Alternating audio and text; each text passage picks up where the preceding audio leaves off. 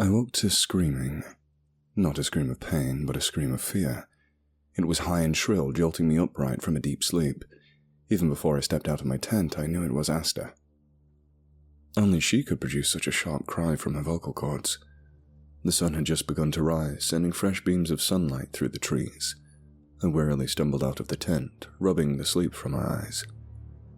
Our tents and the grass were covered with sparkling dew, but I had no time to admire the beauty of the early morning. Becoming more alert, I noticed that Astor was standing in the entrance of a tent with her hands over her mouth. Margaret had been awakened by the sudden scream and stood behind her. Both of them looked down towards the ground in front of their tent. I followed their gaze and saw that something laid in the dirt. I walked around the fire pit towards the girl's tent in order to get a look at what had caused Astor to cry out.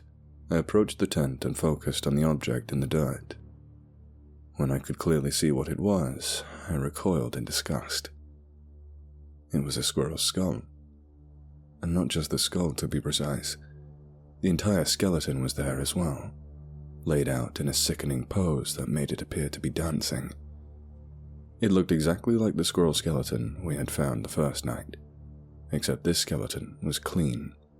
The bones were bright white, and did not have a single speck of dirt on them, as if somebody had rigorously scrubbed each and every one carefully, making sure that any impurities were removed, leaving a shiny white pile of bones perfectly laid out in front of Astor's tent. Astor continued to gasp in horror and disgust as Tony stepped out of our tent and walked towards us, with a concerned look on his face. "What's wrong? What's going on?" he asked. Astor wrenched her gaze from the skeleton and looked at Tony as he approached. The expression on her face turned from terror to anger. "What's wrong? What's wrong?" Astor screamed hysterically. "As if you don't fucking know!" Tony looked confused. He stood next to me and peered at the ground, seeing the skeleton for the first time. "You're such a fucking asshole, Tony! I thought we made up last night! You said you were sorry for blaming me! What a fucking liar! Fuck you!" I absolutely agreed with Astor. It was one thing for Tony to be paranoid and believe that he had been pushed into a fire, but now he had taken things too far. Taking the squirrel skeleton that he had tormented Astor with earlier and placing it outside the tent was cruel. It seemed clear to everyone that he had done so in a petty attempt to exact revenge for a perceived assault Astor had committed. I became angry. Extremely angry. I turned to Tony. I was about to tell him off, to go on a tryout against him, to cuss him out for being such a thoughtless, paranoid asshole. I opened my mouth to begin my rant, and then immediately closed my lips and swallowed my words when I saw his face. He had taken a step backwards from the skeleton. His face had gone pale and his hands were clenched into tight fists. I could see the tension in his arms and neck. He was afraid. Truly, sincerely afraid. Astor continued to curse at Tony. After several moments, he turned his wide eyes towards Astor and looked her in the face. All he could manage was a barely audible squeak. I didn't do this," Tony whispered as his voice cracked. "Oh, sure you didn't," Astor replied sarcastically. "No, that skeleton just walked up here on its own and sat itself in front of my tent. You're a lying asshole. That's all you are. A lying asshole." Astor ran back into her tent sobbing. Margaret said nothing and only scowled at Tony before returning to the tent to console her. And in that moment, I became afraid. Tony was not lying. There was genuine fear etched across his face. He had not placed that skeleton outside of Astor and Margaret's tent. That I felt sure of. I sure as hell hadn't put the skeleton there, and Astor clearly didn't. She wouldn't so much as touch a thing. That left only Margaret, but what motive did she have? She never liked practical jokes, and this had far exceeded what was appropriate for a joke. I knew Tony was having the same thoughts as I was. He turned towards me and opened his mouth, but before he could speak, I shook my head and said, "Don't look at me, I didn't put it there." Tony's face grew whiter. He gave a short nod of understanding and went back to our tent, mumbling something about getting breakfast ready. I stepped into the girl's tent and tried to calm Astor down. I told her that I honestly thought Tony hadn't put the skeleton there, but she could not be reasoned with. In between bouts of crying, she merely kept repeating, "Somebody put it there. Somebody put it there." The rest of the day went by without more incidents, but the damage had already been done. Astor refused to speak to Tony and hardly left the tent. Margaret again suggested that we cut the trip short. This time I agreed. I was unsettled to say the least, and wanted nothing more than to get the hell away from this place. There was something going on here. Something no good. I did not care to find out what it was. That evening, we ate our dinner in silence. Astor remained in her tent and spoke only to Margaret. Before the sun had set, we were all in our tents, attempting to fall asleep. The plan was to wake at the crack of dawn, pack up our supplies, and leave. Nobody wanted to stay here any longer. As I laid in the tent next to Tony, wrapped in my sleeping bag and waiting for sleep to take hold, my mind wandered in the manner that minds are prone to do. For a moment, just a brief moment, I allowed my mind to consider the unthinkable. He likes groups of people, groups he can play with. He taunts them, like a cat taunts a mouse before killing it. And the more the people suffer before they die, the more power he gets. That was what the old man, Walter McNeil, had said, wasn't it? Well, here they were, a group of 4 people out in the woods, as there was certainly suffering going on. Tony's hand looked like a fried lobster. Astor was in an emotional wreck that couldn't stop sobbing. Margaret and Astor were angry at Tony, and Tony and I were scared to death because we knew that he had not put the skeleton outside the tent. I shivered and pushed the thought away. Here I was, letting an old man's ghost story get to me. But no matter how hard I tried, I couldn't push it away completely. The subtle fear remained, the constant "what if" in the back of my mind. I remembered what Astor had kept repeating this morning. Somebody had put it there. And what had Tony said the day before? Somebody pushed me. Somebody or something. And with that thought, sleep took me.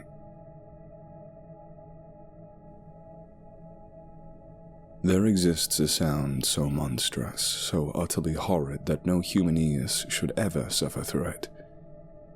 A sound that woke me from an uneasy sleep and infected my soul, spreading absolute terror throughout every limb.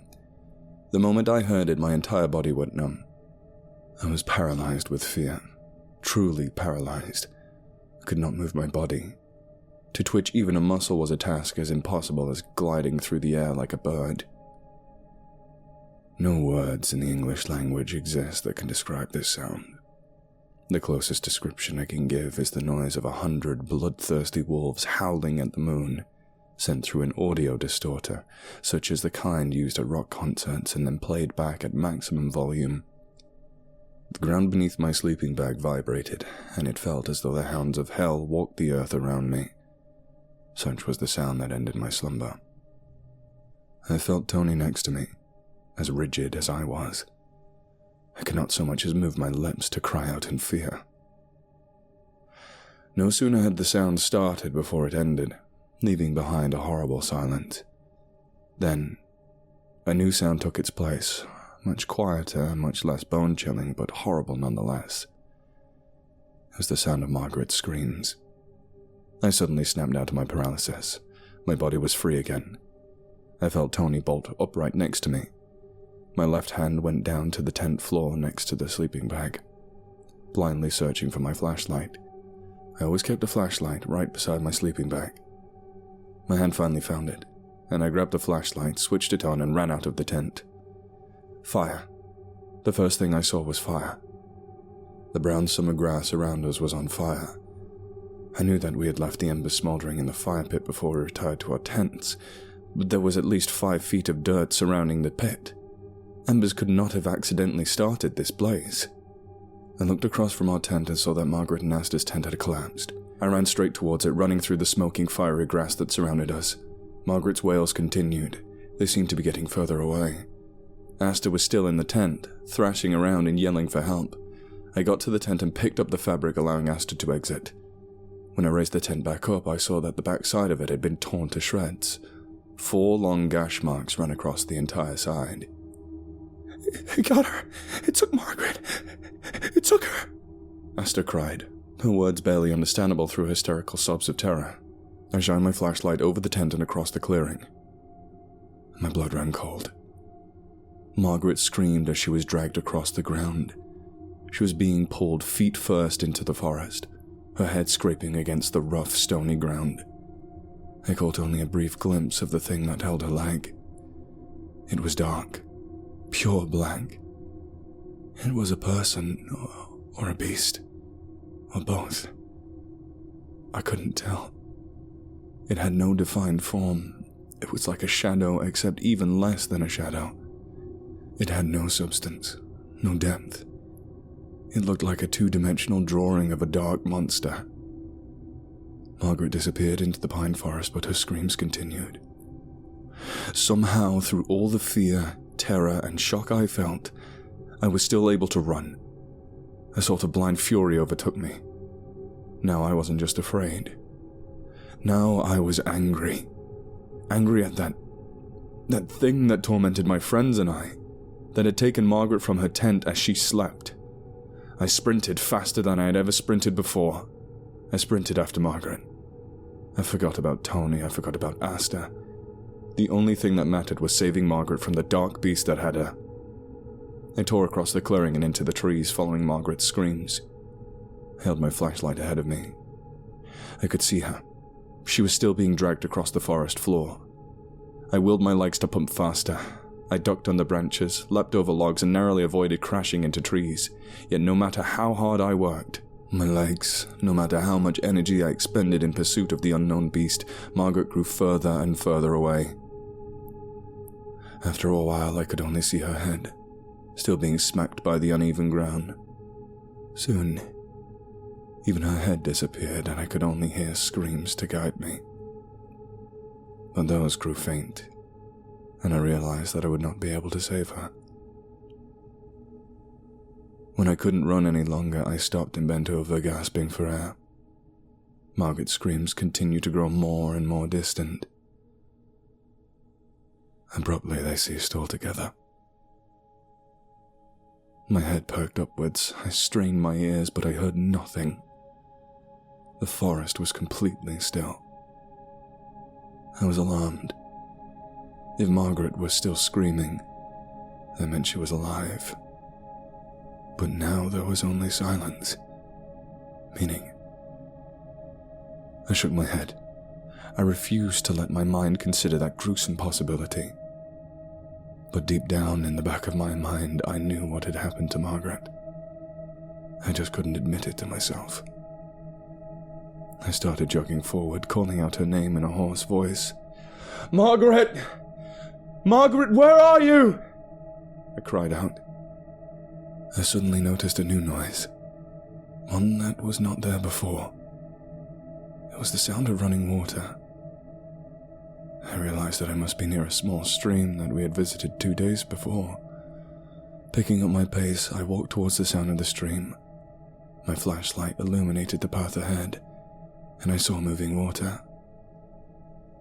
And then I saw Margaret. She was laying face down in the stream. Her black hair was waving gracefully in the eddies of the water. "Margaret!" I yelled as I sprinted towards her. As soon as I got within 5 feet of her, I stopped. The bright flashlight beam lit up her entire body. There were cuts and bruises along her legs and arms, and her clothes were tattered. Her right leg had 4 large cuts along it, no doubt where the beast had been holding her. And her head was bashed in. A large rock laid next to the stream. It had bits of skin and brain on it, where it had been used to crush her temple. One look into her eyes told me there was no life there. A dark current of blood had started to wash down the stream. Margaret was dead. That thing, That beast straight out of Walter McNeil's story had crushed her skull.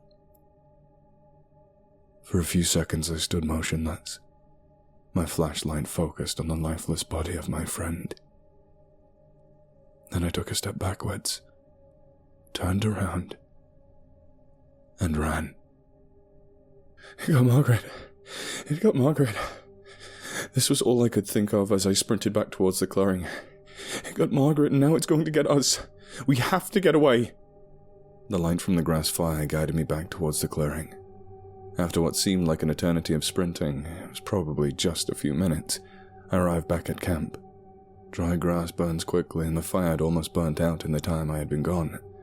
Astor and Tony were huddled next to the ruined tent. Astor was rocking back and forth, and Tony sat next to her in a daze.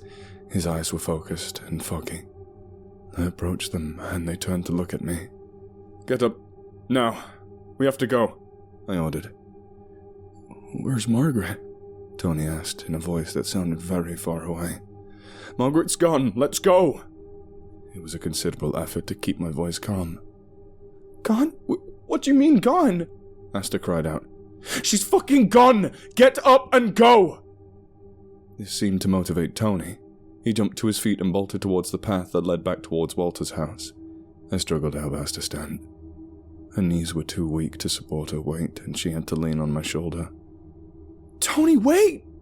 Just let him go. We need to leave. Walk with me, I commanded her. Slowly but surely we managed our way towards the path. My eyes darted back and forth, searching for any danger, any sign of it. My anger was back. It had killed my friend. One of my best friends since childhood, and I hated it for that. I hated it with all of my soul. But now was not the time for hate. I needed to ensure our survival. Margaret was gone, but we could still save ourselves. We entered the dark trail. I held my flashlight in my left hand as my right side supported Astor.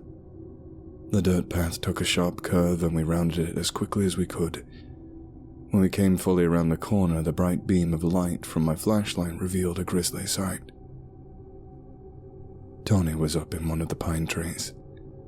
His feet dangled about 4 feet from the ground. He had been completely impaled on one of the many branches that grew from the tree. Thinner, weaker branches had snapped off, but the thicker, sturdier ones had held strong and penetrated his body. He had been forced completely up onto the trunk of the tree. One branch protruded directly through the center of his neck. Another stuck out through the right side of his chest, revealing a horribly bent ribcage. His head hung down at an odd angle. All the pine needles nearby were speckled with blood, and a steady drip, drip, drip could be heard as the warm liquid spilled from his fresh corpse. I felt puke climb into my throat, but I forced it back down. I grabbed Astor by the arm and gave her a rough pull. Just keep walking, don't look at him, I said in a shaky voice. But Astor would not move. She stood rooted to the spot, her face deathly white and her eyes wide and shut. Astor, we need to go. We can still get away, I pleaded with her. She took only 2 steps toward the body of Tony, and then ran the other way. Stop! You're going the wrong way! I cried out as I began to chase her. She didn't seem to hear me. Panic had taken a hold of her, and no amount of instructions or logic could get through to her. I tore after her, but I was immediately exhausted from chasing after Margaret. I couldn't keep up. Astor had always been a better runner than me. She sprinted across the camp clearing in a blind panic as I begged her to stop. When she disappeared into the woods, the opposite end of the camp, I followed her in. I ran after Astor in the same way I'd run after Margaret. I called out her name and asked her to wait. I had a sudden, terrible realization. Astor was in a complete panic mode, following no clear path. The ridge we were upon was only about 100 yards wide, and had steep cliffs on both ends. With the overhead foliage blocking the moon and stars, a person who was running blindly might not see the edge in time to stop completely. I put my head down and ran faster than I had ever run before. Astor seemed to be slowing down now, perhaps becoming tired.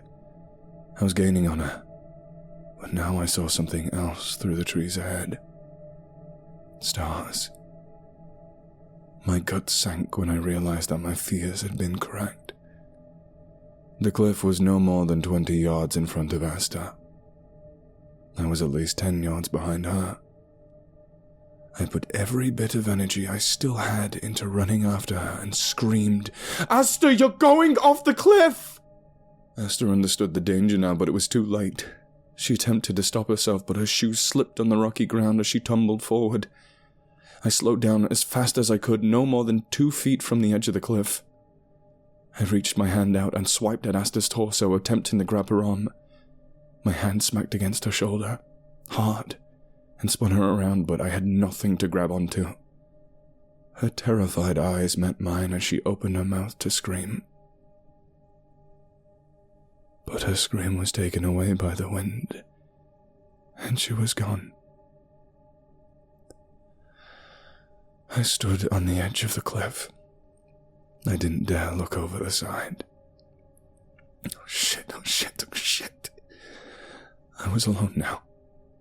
All of my friends were gone. I was alone in the forest. Alone with it. Somehow I still had the energy to run. I ran back towards the camp as fast as my legs would carry me. I was determined to escape, to survive. Through all of this, I still had my flashlight. It was a miracle I hadn't dropped it. I arrived back at the clearing. The grass fire had completely gone out. I made a straight line for the path that led out of the campgrounds, a swell of panic rising in my stomach.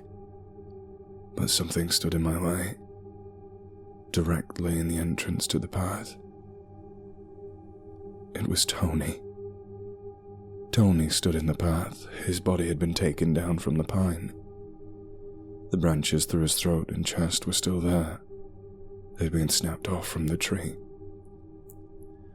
Blood still ran down from the open wounds in his body. Behind him I could see it. The thing that had dragged Margaret to her death. The thing that had impaled Tony upon the tree.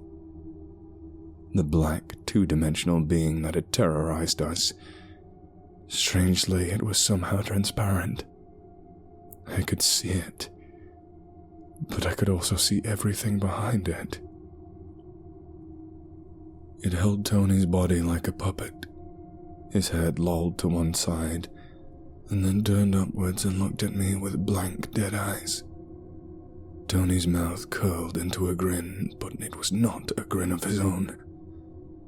It looked as if his cheeks had been merely forced upwards by an outside force. Then Tony laughed. It wasn't a real laugh. It sounded as if the air was simply being forced through his mangled vocal cords by the thing holding him up. His smile dropped, and then he spoke. Except it wasn't Tony speaking. It was that thing speaking through Tony. The voice was so garbled that I could hardly understand it, but I made out a single word. The thing dropped Tony's body on the dirt path and disappeared. Tony crumpled into a heap of useless flesh. He looked like an action figure that some angry toddler had crushed and stomped onto the ground. It had told me to run, but Tony's body in the center of the path sent another clear message. Don't take the trail. So I ran. I ran into the woods next to the path. I planned on turning back towards the trail when I could, determined to make my way out of this forest from hell.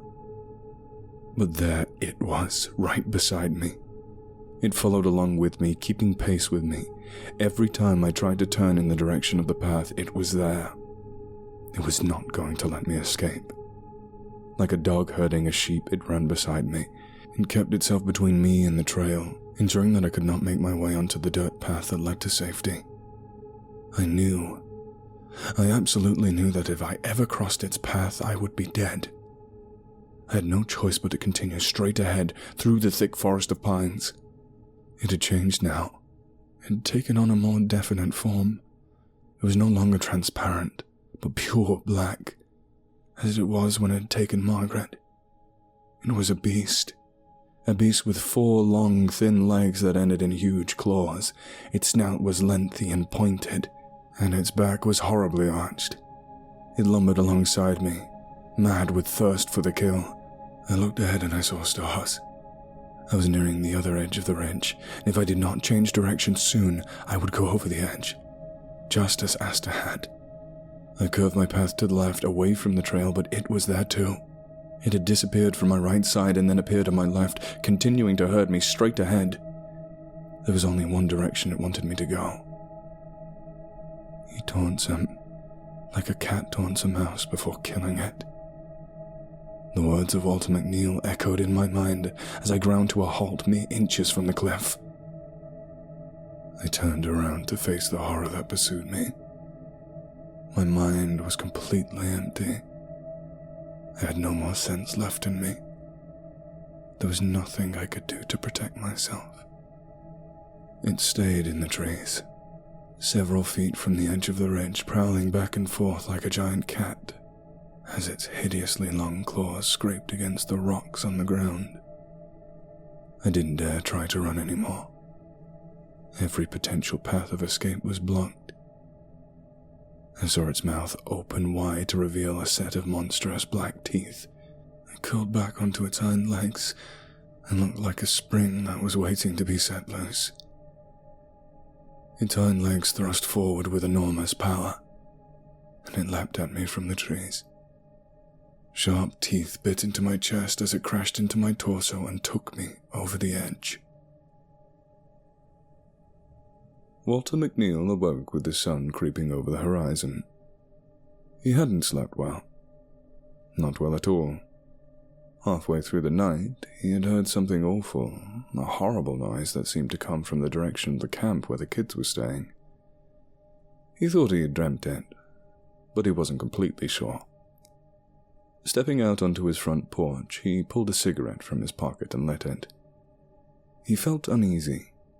He couldn't quite place his finger on it, but something was throwing him off. For some reason, on this morning, he had felt drawn to it. Drawn to that damned stairway that stood so defiantly over the ridge. Perhaps it was the horrible noise that had awakened him in the night. Perhaps it was the fact that there was no smoke creeping up over the nearby campgrounds, as it had the past 2 mornings whilst those kids were camping. Walter walked along the short, narrow path that led to the stairway. The rising sun illuminated it, and to him, it was beautiful. It looked like it had when he was a boy. It was exactly how he remembered it. Walter placed his foot on the steps and began climbing. In his mind, he counted the steps. 1, 2, 3, 4. Any other man would be afraid to do such a thing, to climb out on an impossible stairway over a large cliff that looked as if it would fall over at any moment. But Walter knew it was safe. It had been there for 900 years and had not fallen over. At least, that's what those archaeologists had claimed. And he had climbed out on it when he was a boy, hadn't he? It hadn't fallen over then. No, the stairway would not falter to the weight of Walter McNeil. It had been there when he was born, and it would remain long after he had died. Walter hesitated before taking the last step. Carefully, he raised himself onto the final step and peered out over the valley. It was a beautiful view, better than the one he had enjoyed from his porch. The sun illuminated the valley below with a splendid swirl of colors. But suddenly a darkness overcame him. His skin tightened up and goosebumps broke out over his arms. This place was no good. He could feel that. For the first time in his life, he could tell that the stairway was not something he should disturb. Walter quickly rushed down the steps, taking them 2 at a time. It wasn't until he was back on the trail to his house that he had felt better. When the sense of darkness finally left him, he laughed out loud in the morning air. What an old fool he was, scared of a stupid hunk of rock that some crazy Indians built 1,000 years ago. Nevertheless, His mind returned to that feeling of dread that had overcome him on the top of those stairs. He thought back to the story he had told the kids a few days before. Walter shuddered and decided not to think about it any longer. He had lived in that house for nearly 50 years and had not had a single whiff of the supernatural. Because it doesn't go after individual people, only groups. His subconscious goaded him. He shoved the thought out of his mind.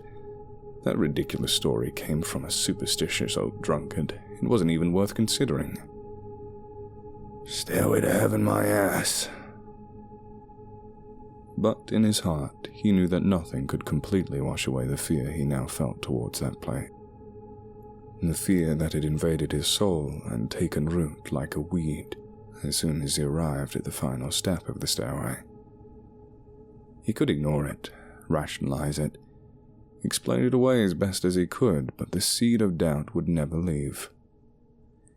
Kids these days can't even count right. What good is school anyways? He thought to himself. Yeah, that's it. They just miscounted. Couldn't see it right in the setting sun. That's what happened. That must be it. He said aloud to himself, attempting to console himself. That must be it. Because there was exactly 40 steps on that damn stairway.